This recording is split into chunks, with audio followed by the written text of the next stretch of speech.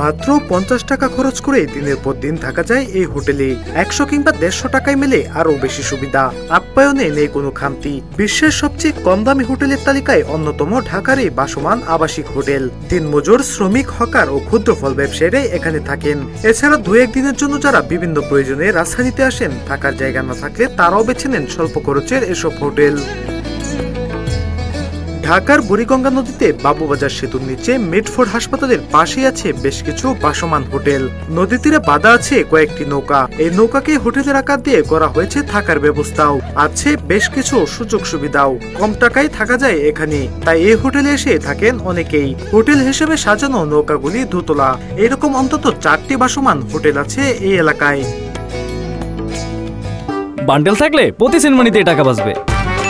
বিকাশ send money bundle কিনে জিতুন প্রতি লেনদেনে। নৌকার ভেতর হোটেলের রুমের মতোই আছে অনেকগুলি ঘর। এগুলোর উচ্চতা, দৈর্ঘ্য, প্রস্থ যথাক্রমে 6 ফুট, 4.25 ফুট ও 2.5 ফুট। আকার অনুযায়ী প্রতিটি ঘরের ভাড়া 50 থেকে 150 টাকা। তবে 150 টাকার ঘরগুলির তুলনায় একটু বড়। সেখানে একসঙ্গে একাধিক মানুষ থাকতে পারেন। ভাড়া অল্প হলেও এই হোটেলে যারা থাকেন তারা কম সুবিধা পান না। শীতের সময় ল্যাব, কম্বল, তোশক, বালিশ, খাবার পানি, মোবাইল চার্জার সহ সব ধরনের সুবিধার ব্যবস্থা আছে এখানে। এই ঘরগুলি সকাল 6টা থেকে রাত 2টো পর্যন্ত খোলা থাকে। সদরঘাট ও তার আশপাশের এলাকাগুলোতে প্রচুর পরিমাণে ভাসমান লোক রয়েছে যাদের থাকার জায়গা নেই, আবার বেশি টাকা খরচ করে আবাসিক হোটেলে থাকার সামর্থ্য নেই তাদের। তারাই থাকেন এই বোর্ডিং গুলোতে, অর্থাৎ বুড়িগঙ্গার আশপাশের হকার ও ক্ষুদ্র ব্যবসায়ীরা। তবে এইগুলোতে একটা সমস্যা আছে, তা হলো মশার উপদ্রব ও বুড়িগঙ্গার কুচকুচে কালো পানির দুর্গন্ধ।